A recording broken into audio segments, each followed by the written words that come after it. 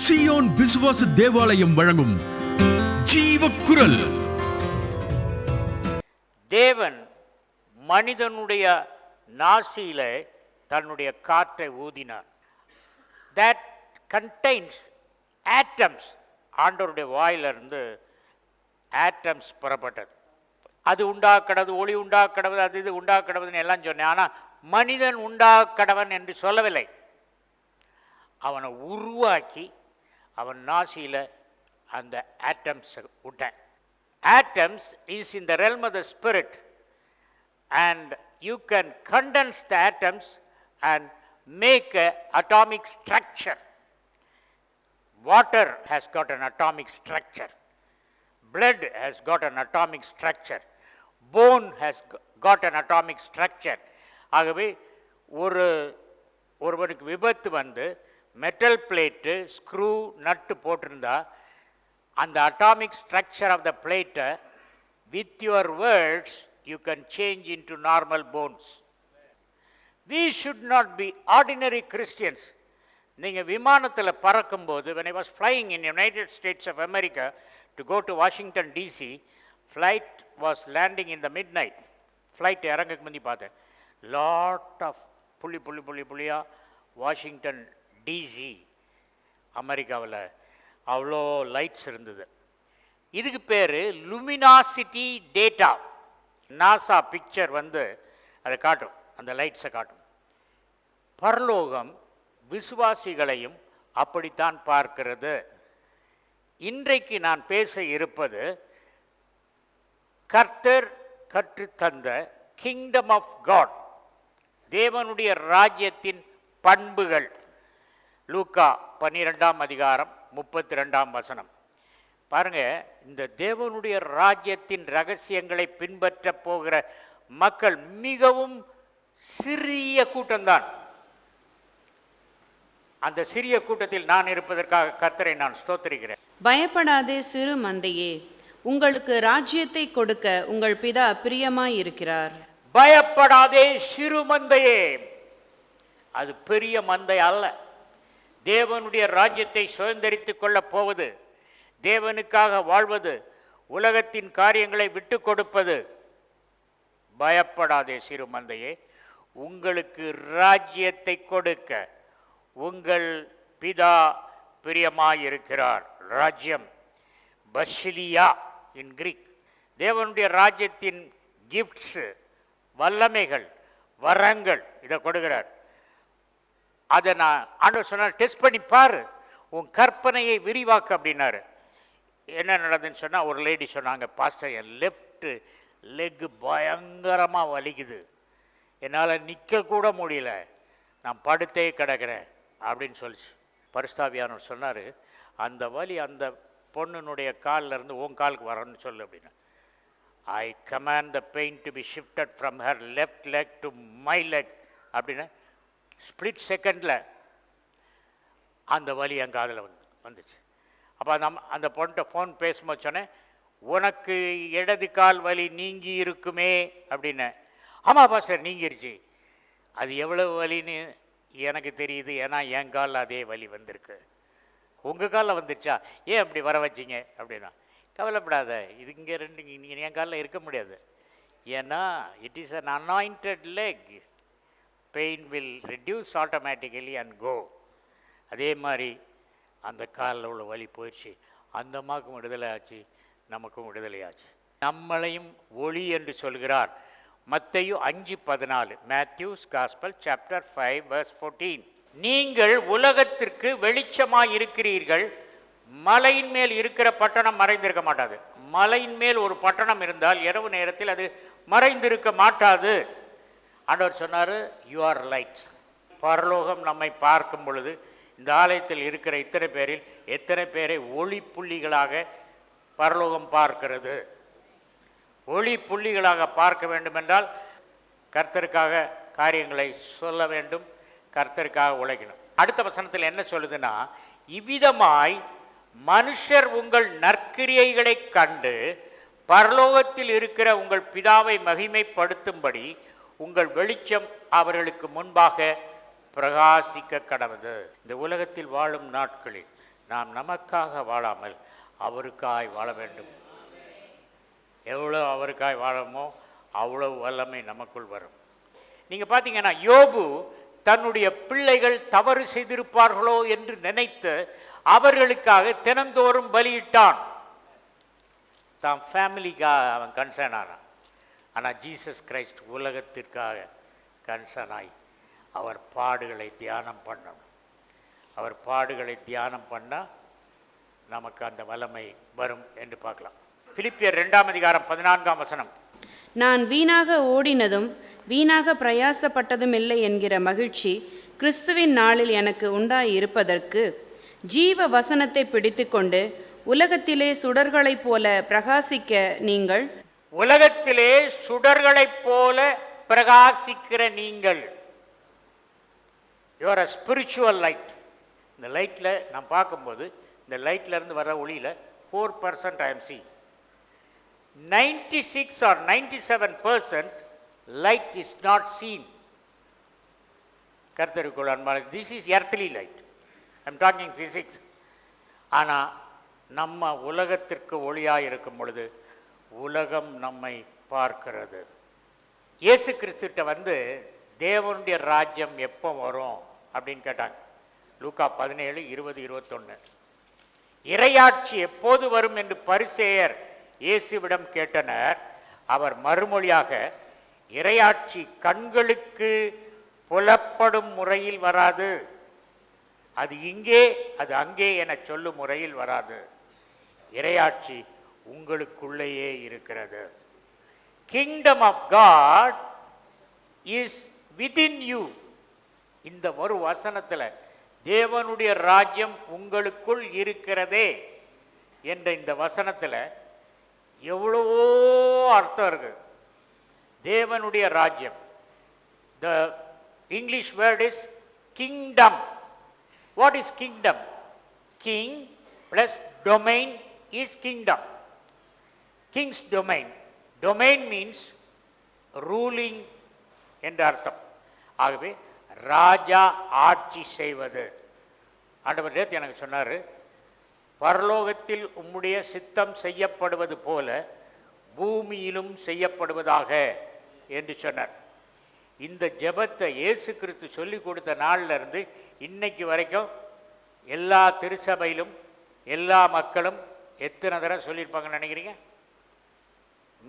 Million times. பரலோகத்தில் உம்முடைய சித்தம் செய்யப்படுவது போல பூமியிலும் செய்யப்படுவது. இப்போ பூமியில் யார் சித்தம் செய்யப்படுது? பிசாசின் சித்தம், மனித சித்தம், ஸ்மால் பர்சன்டேஜ் கர்த்தருடைய சித்தம். 3 சித்தம் கலந்து இந்த உலகத்தில் நடைபெறுகிறது. ஆனால் பரலோகத்தில் உம்முடைய சித்தம் செய்யப்படுவது போல பூமியிலும் செய்யப்படுவதாக என்று சொன்னால் பூலோகத்தின் மனித சித்தம், பிசாசின் சித்தம் கேன்சல் ஆகி முற்றிலும் ஆண்டவருடைய சித்தம் நிறைவேற்றும் நாட்கள் வருகின்றன. அது எப்படி வரும்னா நம்ம மூலமாக தான் வரும். பயப்படாதே சிறுமந்தையே, தேவனுடைய ராஜ்யத்தை உங்களுக்குள்ளே கொடுக்கிறேன். உங்களுக்குள்ளே இருக்கிற ஒளி உங்களை கடந்து வெளியே பிரகாசிக்க வேண்டும். அதை மக்கள் பார்க்கணும், இந்த ஒளியை பார்க்கணும். பரலோகத்தில் நோயே கிடையாது. இந்த பரலோகம் இங்கே இருக்குது. இங்கே ஒரு கேன்சர் பேஷண்ட் கால் எடுத்து வைக்கிறார், வச்ச உடனே அவர் cancer மறைஞ்சார். There are certain times I feel that I am under open heaven. திறந்த பரலோகத்தின் கீழே இருப்பது போல் நான் உணர்கிறேன். எதுக்கு சொல்கிறேன்னா, I am useless. But my God, I am having the kingdom of God. தேவனுடைய இறையரசு எனக்குள்ளே இருக்கிறது. எனக்குள்ளே இருக்கிற அந்த இறையரசு வெளிப்பட வேண்டும். ஒன்று தெரிஞ்சுக்கங்க, kingdom of God is not church. இறையரசு என்பது திருச்சபை அல்ல. இயேசு கிறிஸ்து திருச்சபையை பற்றி 2 தடவை தான் சொல்லியிருக்கார். நியூ டெஸ்ட்மெண்ட்ல Jesus mention about ecclesia, which is Greek term for church. He has mentioned it 2 times. Ekkalesia, a separated community from the world. Ecclesia. ஆனால் Jesus told about the kingdom of God more than 100 times. இறையரசை பற்றி இயேசு கிறிஸ்து 100 தடவைக்கு மேலே சொல்லியிருக்கார். ஒருத்தன் ஜெயிலுக்கு போயிட்டு வந்தானா அவனை என்ன சொல்லுவாங்க? அந்த கிராமத்தில் அவனை பார்க்கும்போதெல்லாம் பக்கத்தில் இருக்கவன்னு சொல்லுவாங்க, என்ன ஜெயிலுக்கு போயிட்டு வந்தேன். கேட்டாங்களா? அவங்க பக்கத்தில் உள்ளவங்க இது யாருன்னு கேட்டாங்களா? கேட்கல. என்னாலும் சொல்லுவாங்க ஜெயிலுக்கு போயிட்டு வந்தேன். ஆனால் அந்த ஜெயிலுக்கு போகிறவன் ஜெயிலில் வச்சு கர்த்தராகிய இயேசு கிறிஸ்துவை ஏற்றுக்கொண்டு இங்கே உள்ள 2 பேரை விட சூப்பராக கர்த்தரோட நடப்போடுவான். உலகம் பார்க்கும் பார்வை வேறு, தேவன் பார்க்கும் பார்வை வேறு. அதுக்கப்புறம் பார்த்தீங்கன்னா இயேசு கிறிஸ்து உயிரோடு எழுந்த பின்பு 40 நாட்கள் இந்த உலகத்தில் இருந்தார். இந்த 40 நாளும் சபையை பற்றி பேசல அவர். ஏன்னா சபை இருளில் இருக்கு. எல்லாம் அது தப்பு, இது தப்பு, இது பைபிளில் சொல்ல, இது செய்தாங்க அப்படின்னு. அப்போஸ்தலர் 1 அதிகாரம் 3 வசனம். அவர் பாடுபட்ட பின்பு 40 நாளளவும் அப்போஸ்தலருக்கு தரிசனமாகி தேவனுடைய ராஜ்யத்துக்குரியவைகளை அவர்களுடனே பேசி அநேகம் தெளிவான திருஷ்டாந்தங்களினாலே அவர்களுக்கு தம்மை உயிரோடு இருக்கிறவராக காண்பித்தார். தேவனுடைய ராஜ்யம் என்பது இயேசு கிறிஸ்துவை உயிரோடு இருக்கிறவராக உங்கள் வாழ்க்கையில் காட்டுவது. இயேசு கிறிஸ்து உயிரோடு இருக்கிறார் என்று உங்கள் வாழ்க்கையில் நீங்கள் யாருக்காவது காட்டியிருக்கிறீர்களா? இயேசு துன்புற்று இறந்த பின்பு 40 நாட்களாக சீஷர்களுக்கு தோன்றி இறையாட்சியை பற்றி தெளிவாக கற்பித்தார். உலகத்தில் எல்லா அத்தாரிட்டியும் இயேசு கிறிஸ்துவுக்கு கொடுக்கப்பட்டிருக்கு. அவர் பரலோகத்துக்கு போனோடனே பரலோகத்தில் அவர் அந்த தேவனுடைய ராஜ்யத்தை நமக்குள் தருகிறார். Jesus, we have portrayed Jesus as a super king far away in heaven, nothing to do with us. ஆனால் ஜீசஸ் சொல்றாரு, I am co-worker with you. தேவனுடைய ராஜ்யம்னா என்னெல்லாம் இருக்கும்? There are 3 things தேவனுடைய ராஜ்யத்தில் இருக்கும். அப்போஸ்தலனாகிய பவுல் ரோமருக்கு எழுதின நிருபம் 14 அதிகாரம் 17 வசனம். தேவனுடைய ராஜ்யம் புசிப்பும் குடிப்பும் அல்ல, அது நீதியும் சமாதானமும் பரிசுத்த ஆவியில் உண்டாகும் சந்தோஷமுமாய் இருக்கிறது. இறையாட்சி என்பது நாம் உண்பதையும் குடிப்பதையும் அடிப்படையாக கொண்டது அல்ல. நமக்கு என்ன? சாப்பிடணும், தண்ணி குடிக்கணும், வீட்டில் வச்சுக்கணும், ட்ரெஸ் எடுக்கணும், ஷாப்பிங் போகணும். Okay, this is what here the scripture verse says, this is not the kingdom of God.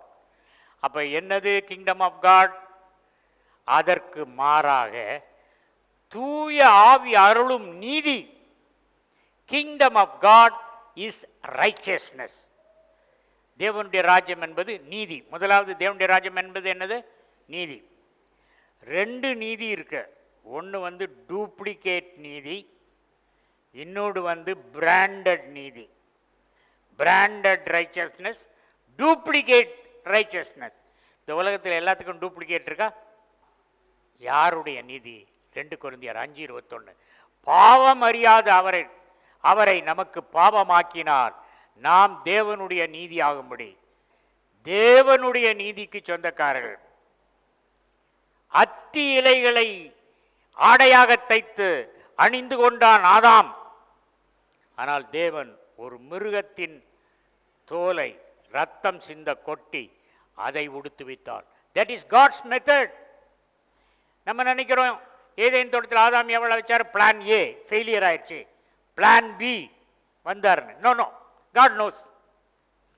அதனால தான் உலக தோற்றம் முதல் அடிக்கப்பட்ட ஆட்டுக்குட்டின்னு இயேசு கிறிஸ்துக்கு பேர். அவர் எத்தனையோ வருடங்கள் கழித்து 4000 வருஷம் கழித்து உலகத்தில் வந்தார். அதனால் அவரை உலக தோற்றம் முதல் அடிக்கப்பட்ட ஆட்டுக்குட்டி என்றால் என்ன அர்த்தம்? ஆதாம் ஏவாளை உருவாக்கி ஏதேன் தோட்டத்தில் வைத்து அந்த நன்மை தீமை அறியத்தக்க கனி மரத்தை அங்கே வைப்பதற்கு முன்பாகவே அடிக்கப்பட்டார் இயேசு கிறிஸ்து. அதனுடைய அடையாளமாகத்தான் மிருகத்தின் தோலை ஆண்டவர் உடுத்துவித்தார் என்று பார்க்கிறோம். சரி, ஆகவே இறையாட்சி என்பது தூய ஆவி அருளும் நீதி. சரி, இந்த நீதியை பற்றி பார்ப்போம். நம்முடைய நீதியெல்லாம் அழுக்கான கந்தையை போல் இருக்கிறது. ஏசாயா 64:6. நாங்கள் அனைவரும் தீட்டானவர்கள் போல் இருக்கிறோம், எங்களுடைய நீதிகளெல்லாம் அழுக்கான கந்தையைப் போல் இருக்கிறது. நம்ம நீதியெல்லாம் அழுக்கான கந்தையை போல் இருக்கு. ஒருத்தன் என்னன்னா இன்னொருத்தன்ட்ட தப்பு கண்டுபிடிச்சிட்டு அவன் தன்னை நீதிமான் நினைக்கிறான். கர்த்தர் ரெண்டு பேரையும், இவன் நீதியும் சரி தப்பு செய்ய நீதி சரி, எல்லா நீதி என்னது கந்தை தான். ஆனால் நம்ம எந்த நீதிக்கு சொந்தக்காரர்கள்?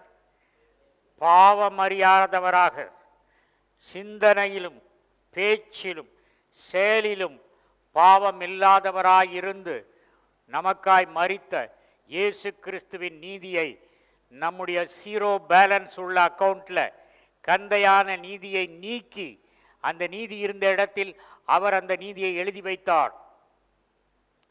இதைத்தான் நம்ம யோசிக்கணும். சரியா? பார்த்தீங்கன்னா, எப்பொழுதும் ஒரு ஆவிக்குரிய நிலையில் உயர்ந்த அனுபவத்துக்கு ஒருவன் போகிறானோ, அடுத்தது ஆவிக்குரிய நிலையில் ஒரு தாழ்வான அனுபவத்துக்கு அவன் தள்ளப்படுவான். கர்மேல் பர்வதத்தில் பரலோகத்தில் இருந்து அக்கினியை இறக்கினான் எலியா. அடுத்த நாள் சூறைச் செடியின் கீழே இருந்து என் ஜீவனை எடுத்துக்கொள்ளும் என்று சொன்னான். After a spiritual achievement, be careful that you will have a fall. So also, when there is a fall, you will spiritually go up and up to a beyond reachable level humanly possible.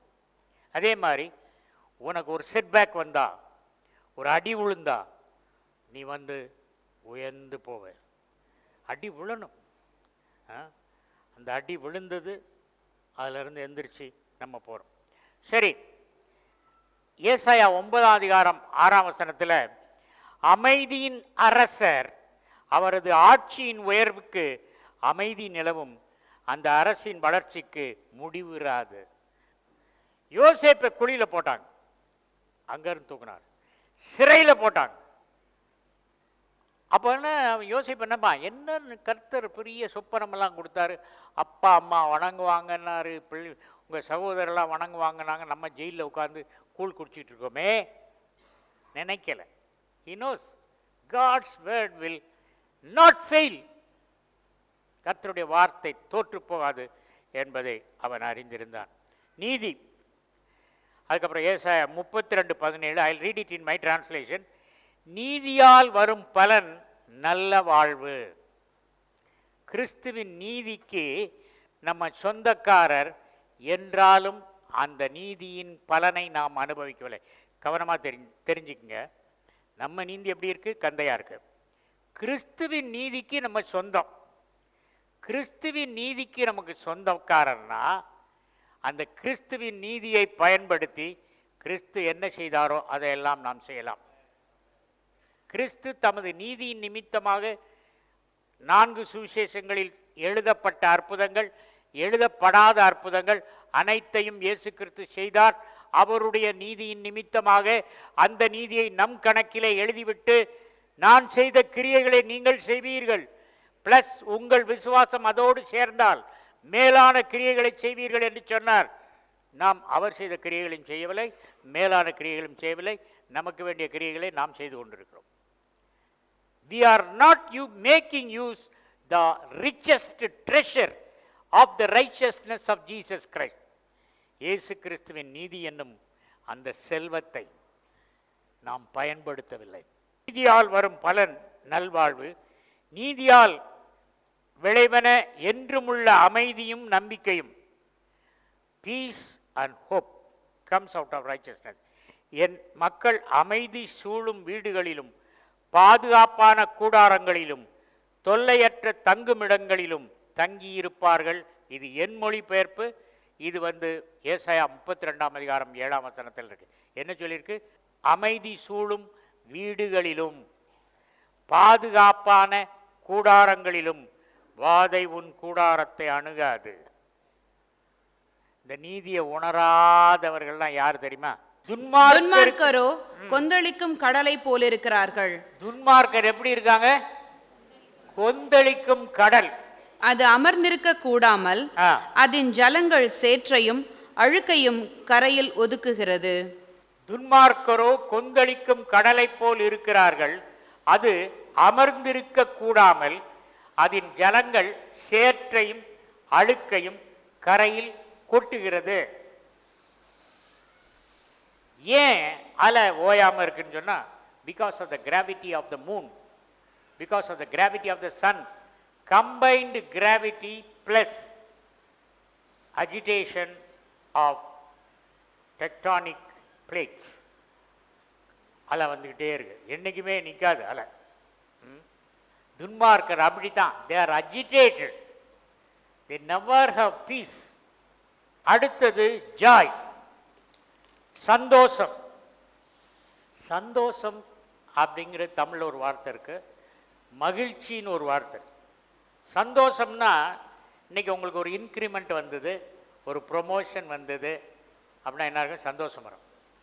மகிழ்ச்சி என்பது பரத்திலிருந்து வருவது. சந்தோஷம் என்பது soul, ஆத்மா உணர்வது. ஆனால் மகிழ்ச்சி என்பது ஆவி உணர்வது. சந்தோஷம் மாறி போயிடும். இன்க்ரிமெண்ட் வாங்கி ஒரு வாரத்தில் நீங்கள் சரியாக வேலை செய்யல, உங்களை 2 நாள் சஸ்பெண்ட் பண்ணியிருக்கோம். சந்தோஷம், அந்த சந்தோஷம் எங்கே போச்சு தெரியாது, போயிடும். ஆனால் மகிழ்ச்சி, யான் பெற்ற இன்பம் பெருகை வையகம் அப்படின்னு சொல்கிற மகிழ்ச்சி, அது என்றைக்குமே மாறாது, ஒருத்தர் ராப்பட முடியாது. நெகேமியா 8:10 சொல்லுது, the joy of the Lord is my strength. Even the word joy is சந்தோஷம் only. You have to use the Greek word. அதுக்கப்புறம் மூணாவது பீஸ். ஆண்டவர் என்ன சொல்லி கொடுத்தாரு? பரமண்டலங்களில் இருக்கிற எங்கள் பிதாவே, உம்முடைய நாமம் பரிசுத்தப்படுவதா. முதலாவது ஆண்டவரை துதிக்கிறது. துதிக்கிறதுல ஒரு ஃப்ரீக்வன்சி இருக்கு. We are not praising God. I started to praise the Lord at least 2 hours per day. Music போட்டு நான் ஓடிக்கிட்டே இருக்கோம், ப்ரைஸ் பண்ணுறேன். Pricing frequencies. பரலோகத்திலிருந்து ஆவிக்குரிய நிலையில் இருக்கிற நீங்கள் சில குரலை கேட்பீர்கள். அது பரலோகம் சொல்லும் குரல். வீடுகளில் சில ஒளி, orbs of light. I see color lights coming into my house and I search where is the source of the color light. I don't find any source. எங்கிருந்து வருதுன்னு எனக்கு தெரியல. You will see God visiting you. You will see. சின்ன பிள்ளைங்கள நேசிக்கிறார். கர்த்தருக்கு ஏஜ்னு கிடையாது, நமக்கு தான். இவர் பெரியவர், இவரை பயன்படுத்தலாம். அவர் சின்ன பிள்ளையை பயன்படுத்துவார். அதான் சொன்னார், சின்ன பிள்ளை போல் ஆகட்டா தேவனுடைய ராஜ்யத்தில் பிரவேசிக்க மாட்டீங்க அப்படின்னு சொன்னார். ஓகே, முதலாவது பரமண்டலங்களில் எங்கள் இருக்கிற எங்கள் பிதாவே, உம்முடைய நாமம் பரிசுத்தப்படுவதாக. அடுத்தது உம்முடைய ராஜ்யம் வருவதாக. நீங்கள் கர்த்தரை துதிக்கும் போது வர்றது தேவனுடைய ராஜ்யம். ஆண்டவரை பிரச்சனை வரும் நேரத்தில் சார்ந்திருக்கணும். அவருடைய நீதி நம்மை குணப்படுத்துகிறது. சாப்பாட்டுனால தான் பலன் வருதுன்னு நினைக்காதுங்க. பலவீனமாக இருக்கிறவர்களுக்கு பலன் கொடுக்கிற ஆண்டவர் பலன் கொடுப்பார். சத்துவம் இல்லாதவர்களுக்கு சத்துவத்தை கொடுப்பார். நோயே இருக்கக்கூடாது. கர்த்தருக்குள் அன்பானவர்களே, நீங்கள் தேவ நீதியை தேடுங்கள். கிறிஸ்துவின் நீதி உங்களுக்கு கொடுக்கப்பட்டாயிற்று. என்னைக்கு ரட்சிக்கப்பட்டீங்களோ அன்னைக்கே கொடுக்கப்பட்டாச்சு. ஆனால் அது கொடுக்கப்பட்டதுங்கிறது பைபிளில் தான் இருக்க ஒழிய உங்கள் உள்ளத்தில் இல்லை. அது பைபிளில் தான் இருக்க ஒழிய உங்கள் சிந்தனையில் இல்லை. அதை பயன்படுத்தணுங்கிறது யாரும் சொல்லித்தரல. பயன்படுத்துகிறேன், நான் உங்களுக்கு சொல்லித்தரேன். Try to use it. You have to move to the richness of God, the peace of God. அவர் சமாதான பிரபு, கிங் ஆஃப் பீஸ். அவர் கொடுக்கிற சமாதானத்தை யாரும் பறிக்க முடியாது. உலகம் தரக்கூடாத சமாதானம், உலகம் எடுத்து விட முடியாத சமாதானம், அந்த சமாதானம் quality branded peace God wants to give you. கலங்காதுங்க, எதுக்கும் கலங்காதுங்க, நிதானமாக இருங்க, சமாதானமாக இருங்க. நீங்கள் இழந்ததை கர்த்தர் திரும்ப தருவார். நிரந்தரமாய் இழக்கவில்லை, நிரந்தரமாய் வலியை அனுபவிக்கவில்லை. Temporary. Thank you Lord. Jeevakkural 14/1 Mangammal சாலை, KK நகர் அஞ்சல், திருச்சி 620021, தமிழ்நாடு, தென்னிந்தியா. மொபைல் எண் 919025432432.